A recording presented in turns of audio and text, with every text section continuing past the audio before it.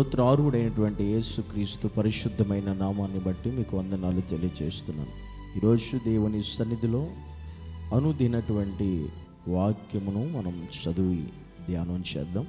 ఈరోజు ధ్యానం కొరకు పరిశుద్ధ గ్రంథం నుండి 145వ సంకీర్తన, 145వ కీర్తన 3వ వచనమును చదువుదాం.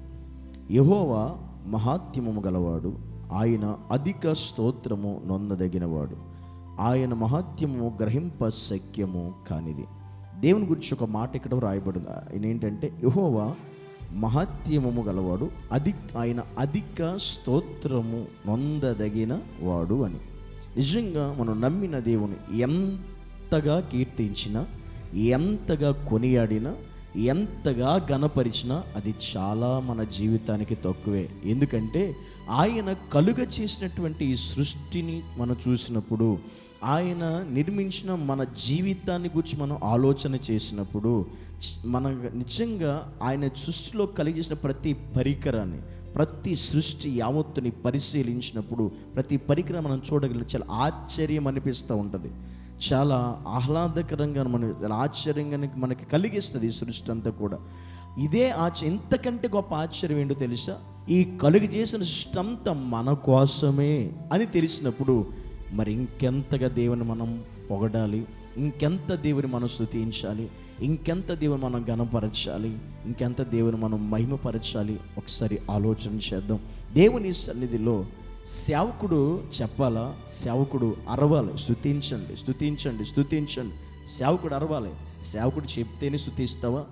ఘనపరచండి, దేవుని మహిమపరచండి, దేవుని స్తుతించండి అని సేవకుడు అరిస్తే, కేకలు వేస్తే అప్పుడు నువ్వు దేవుని స్తుతిస్తావా? అవసరమే లేదు.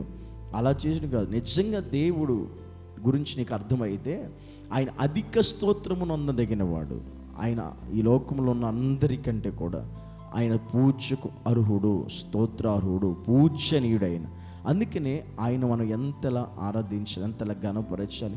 ఈ సృష్టి, మానవ నిర్మాణం సమస్తం మన కోసం నియమించిన సమస్తం కలిగి చేసిన దేవుడు అధిక స్తోత్రము నొందటకు అర్హుడైనటువంటి దేవుణ్ణి మనం ఎంతగా కొనియాడుతున్నాం. అంత కృతజ్ఞత కలిగి మనం ఉన్నప్పుడు నిజంగా ఆయన స్తుతించకుండా ఉండలేం. నిజంగా మనం ఎక్కడున్నా అధికంగా దేవుని స్తుతిస్తున్నామా? ఏదో జస్ట్ 5 నిమిషాలు స్తుతించి మానేస్తున్నామా? ఏదో జస్ట్ దేవుని మందిరానికి వెళ్ళినప్పుడు మాత్రం దేవుని స్తుతించి పక్కన పెట్టేస్తున్నామా? అలాంటి దేవుణ్ణి మనం ఎంతగా స్తుతించాలి, ఎంత అధికంగా పొగడాలి, ఎంత అధికంగా దేవుని ఘనపరచాలి, ఎంత అధికంగా దేవుని మహిమపరచాలి. మనం ఒక నిమిషం ఆలోచించవలసిన ప్రాముఖ్యమైన విషయం. మనం ఎక్కడున్నా నిజంగా దేవునికి అంతగా మనం స్తుతి చెల్లించే వారమై ఉండాలి, ఘనపరిచే వారమై ఉండాలి, మహిమపరిచే వారమై ఉండాలి. ఆయన స్తుతించుటలో ఆయన ఆనందించే దేవుడు. అసలు మనుషుల్ని ఎందుకు చేసుకున్నాడో తెలుసా? ఆయన బైబిల్లో యెషయా గ్రంథంలో రాయబడిన ఒక మాట ఉంటుంది. ఏంటో తెలుసా? మానవులను, మనుషులను, నరులను ఆయన స్తోత్రము ప్రచురము చేయు నిమిత్తం ఆయన ఏర్పాటు చేసుకున్నాడంట, మనల్ని ఎన్నుకున్నాడంట. అది మనం గ్రహిస్తే ఆయన్ని నిత్యము మనం స్తుతించగలుగుతాం, నిత్యము ఆరాధించగలుగుతాం. ఒకళ్ళు చెబితే కాదు, సేవకుడు చెబితేనో, పక్కనోళ్ళు చెబితేనో, ఎవరో ఫోర్స్ చేస్తేనో మనం దేవుని స్తుతించడం అది కాదు. స్తుతించడం అంటే నీకు నువ్వుగా కృతజ్ఞత కలిగి, సృష్టిని బట్టి, నువ్వు నమ్మిన దేవుని బట్టి, నిన్ను కలిగి చేసిన విధానం బట్టి, నిన్ను రక్షిస్తున్న విధానం బట్టి, నిన్ను కాపాడుతున్న విధానం బట్టి అత్యధికమైన స్తుతి నీ ద్వారా దేవుడికి వెళ్ళాలి. నీ ద్వారా దేవుడు మహిమపరచబడాలి. అప్పుడు నీవు భూమి మీద ఘనపరచబడతావు, హెచ్చించబడతావు. దేవుడు ఆ కార్యం జరిగిస్తాడు.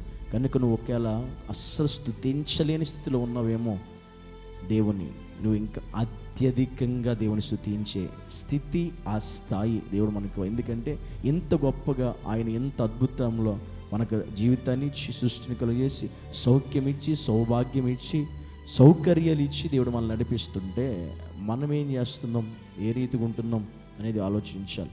నీ నోట నుండి, నీ హృదయంలో నుండి దేవునికి స్తుతి అత్యధికంగా వెళ్ళాలనే ఉద్దేశంతో ఈరోజు దేవుడు మనతో మాట్లాడుతున్నాడు.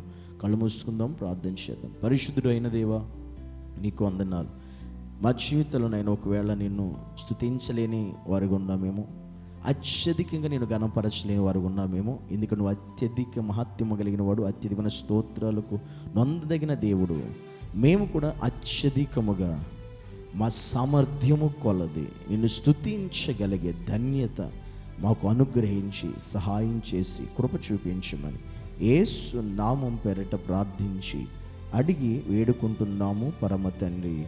ఆమేన్.